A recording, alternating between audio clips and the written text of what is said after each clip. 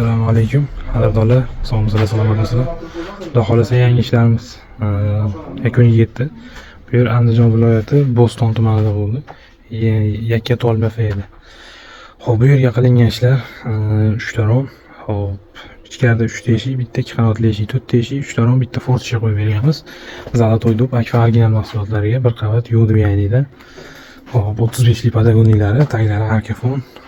Xudo xolasa chiroyli holatda ishlarimiz yakunlandi.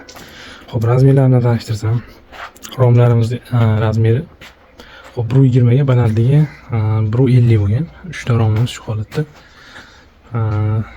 Bir xilda qilib bir tomonlarini ochilish qilib berganmiz har bittasida.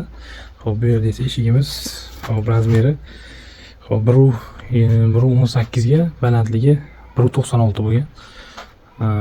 Bu ikki qanotli eshigimiz, ichkarida yana eshiklarimiz bor. Xohlasa hammasi Akfa'ning o'zining mahsulotlaridan. 153 zamok kalitlari, legirovkalari ham yengil holatda, boshqacha kuch shart emas. Bitta qo'l bilan bu tomonlarini ham zich yopishgan. Taglari aytib o'tganidek arkafon, quyoshga qaragan ekan, shuning uchun arkafondan qilib berdik. Bu tomonlari ham. Xo'p, bu yerda ikkita eshigimiz, razmerlari 88 ga, balandligi 1.96 bo'lgan. Bu o'rtadan tushirgan stoykamiz sababi ayni katta bo'lib ketishgan hisobiga keyin shunaqa bitta u tomonda eshiklari bor ekan. O'shanga moslab fasonlarini bir xil qilib berdik. Petlilarini 4 tadan qilib qatirib berdik. Aytib o'tganimdek, eni kattaligini hisobiga. Bu ham Akfa'ning o'zidan, xudo xolasa logotiflari, kalitlari hamma bor.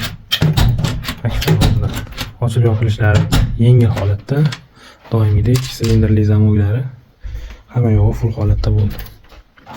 Romimiz ichkaridan ko'rinishi, bu yer shlaka bloy ekan, shuning uchun bu yerga 20 li padagonni moslab berdik.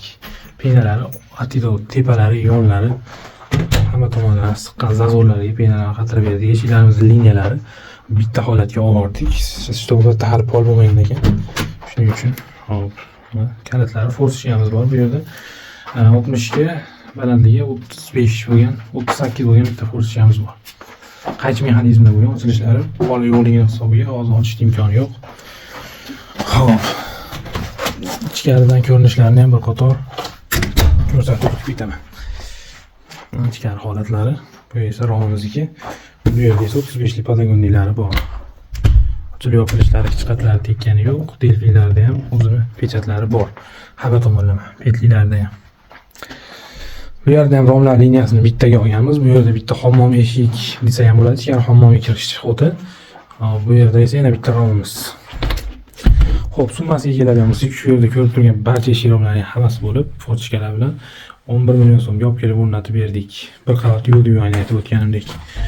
Bu yerda eshigimiz. Buni sal yana kichikroq, 77 ga, balandligi 1.96 bo'lgan qalampir gulli yo'l yo'yani qo'yib berdik. Bularning ham qulf kaliti bor. Hammasiga bir xil bo'lsin degan holatda qulf kalitlarini qilib berdik.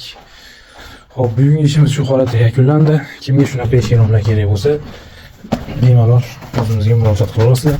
Ishlarni chiroyli qilib, garantiyali qilib borib o'rnatib berishni harakatini qilamiz. Akamiz YouTube kanali obunachalarimizdan aytuvdilar, xudo xolasa ishlarni chiroyli qilib borib, olib kelib o'rnatib berdik mana.